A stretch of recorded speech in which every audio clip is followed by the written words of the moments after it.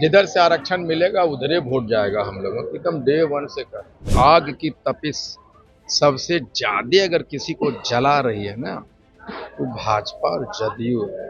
ये जो एमएलए सब पागल हो गया विधानसभा में, हम तो अभी गांधी मैदान का मार्च भी नहीं किया है। और मैं जिस दिन ये आंदोलन चालू किया उस दिन से मुझे थोड़ा भी तनिक डाउट नहीं, मुझे आरक्षण नहीं मिलेगा। एक एक घर में ये अलग जगाया है, पहली बार आगे बढ़ा है। और जब पटना सिटी के लोग जग जाते हैं ना, तो लड़ाई दुगनी होती है। अपने समाज का नेता बनने का कोई शौक नहीं, लेकिन जिस दिन अपने समाज के लोगों को नेता बना दूंगा उस दिन मुझे मोक्ष प्राप्ति होगी और अंतिम खुशी उसी दिन मिलेगा। अगर ये 4-5 तारीख को नहीं हो सका तो 13 अप्रैल को सामूहिक रूप से मंच से हम लोग अपने अपने दल से इस्तीफा दे देंगे।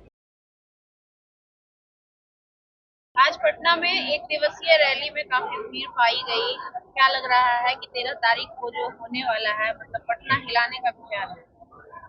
पटना हिलाने की विचार नहीं, सरकार को हिला देने की विचार है। मैं तो अपने लोगों से निश्चित रूप से अनुरोध करूंगा कि हम ये भरसक कोशिश करें कि पटना के लोगों को हमारे भीड़ से कम से कम वो सुविधा हो, लेकिन उनसे भी हम माफ़ी मांगें कि अगर हमारे आंदोलन की वजह से थोड़ा अगर कहीं असुविधा होती तो हमें माफ़ कीजिएगा। लेकिन हम अपने बदलाव की और अपने बच्चों की लड़ाई लड़ रहे हैं और आपसे ये अपेक्षा है कि आप भी इस आंदोलन का सहयोगी बनेंगे।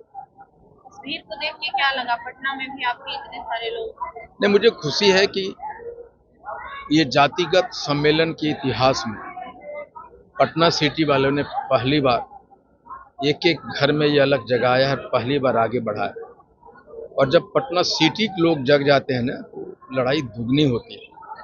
हाकुरा थम्पान पूरा बिहार घूमता हुआ जब मैं आज सिटी पहुंचा हूं, तो मैं दुगनी ताकत से और मेरा मनोबल बढ़ा है कि हमारे बगल में रहने वाले लोग अब हमारे साथ खड़ा है और इस आंदोलन का पिलर बनने के लिए खड़े हैं। छोटे छोटे बच्चे भी आंदोलन में भाग लेते हुए नजर आ रहे हैं। उनको पता है, उनके सामने में उसकी बहन की नौकरियां गई, उसके सामने में उन्होंने देखा है कि जिस आदमी को सत्ता पे बिठाया वो किस तरह से उसके माँ बाप को दरकिनार किया। भले वो बोल नहीं पाते, आज जो बच्चा झंडा फहरा रहा है, हो सकता नहीं बोल रहा है, लेकिन वो झंडा जिस गति से फहरा रहा था लगातार, ये बताता है उसके सीने में कौन सी आग जल रही है।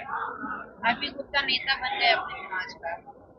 नहीं, अपने समाज का नेता बनने का कोई शौक नहीं, लेकिन जिस दिन अपने समाज के लोगों को नेता बना दूंगा उस दिन मुझे मोक्ष प्राप्ति होगी और अंतिम खुशी उसी दिन मिलेगा।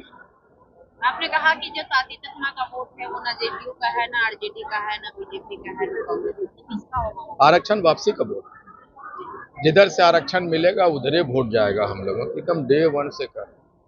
हम किसी का गुलाम नहीं, लेकिन बेमोल बेमोल बिक जाएंगे जिस दिन आरक्षण दे दोगे, हमारे लोगों को अपने साथ बिठाना चालू करोगे। वहाँ सारी बैरियर, सारी चीजें खत्म। अल्टीमेट मांग, जीवन के मरते दम तक एक ही मांग, मेरा आरक्षण मुझे वापस दो। पिछली बार प्रेस कॉन्फ्रेंस में आपने एक ऐलान किया था कि सभी लोग पार्टी से इस्तीफा देंगे। कब दे रहे हैं? एक्चुअली कल जगजीवन राम में एक ये आयोजित थे समारोह की हम सामूहिक रूप से सभी दल वाले एक साथ इस्तीफा देंगे। मेरा ये मानना था कि पटना के सारे लोग बैठेंगे, इस्तीफा दे देंगे, सहमति थी इस बात को।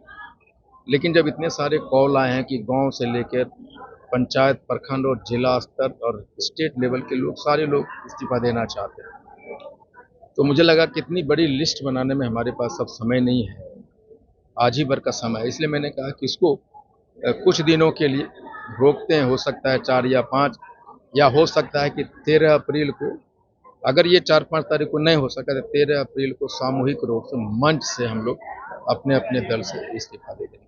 13 अप्रैल को गांधी मैदान भरने के बाद भी अगर आरपी गुप्ता की बात नहीं सुनी जाती है तो अगला कदम क्या होगा? नहीं, मुझे नहीं लगता कि नहीं सुनी जाएगी। ये जो एमएलए सब पागल हो गया विधानसभा में, हम तो अभी गांधी मैदान का मार्च भी नहीं किया है। और मैं जिस दिन ये आंदोलन चालू किया उस दिन से मुझे थोड़ा भी तनिक डाउट नहीं, मुझे आरक्षण नहीं मिलेगा। और इसकी बानगी आपको विधानसभा में, ये अखंड बिहार से लेकर आज तक कभी भी किसी जाति का आरक्षण के लिए इतनी मांग नहीं उठी थी जितना उठ रही है।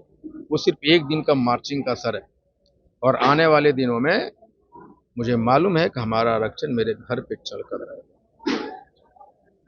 आज अमित शाह पटना आए थे, लगातार रैलियां हो रही है, कभी मोदी जी आ रहे हैं, कभी अमित शाह आ रहे हैं, आपका कोई जिक्र नहीं हो रहा उसमें।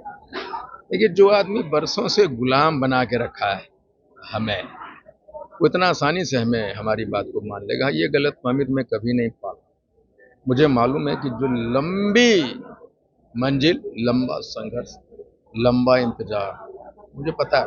लेकिन ये मैं जानता हूं कि ये आग की तपिश सबसे ज्यादा अगर किसी को जला रही है ना, वो भाजपा और जदयू है। ये आंदोलन की आग उन तक ज्यादा लपटें वहीं जा रही है। और सबसे पहले अगर कोई आलिंगन करने की सोचेगा आती तत्वा को, तो वही लोग करेंगे, ये मुझे मालूम है। क्या लग रहा है कहीं आप जो आंदोलन कर रहे हैं उसको लेकर तो नहीं लगातार मोदी जी और लगातार उनके जो लोग हैं वो बिहार आते हुए नजर आ रहे हैं? नहीं, मैं सिर्फ इतना कहना चाहता हूं कि अब हम उस मंजिल को, अपने मांग को लेके बढ़े हैं। It's no turning point, we can not turn back. और ये सारे लोगों को पता है कि उनके बिना ये 2025 का इलेक्शन में सत्ता में काबिज होना वो असंभव सा है। इसलिए उनको बैठना पड़ेगा, हमारी बात को मानना।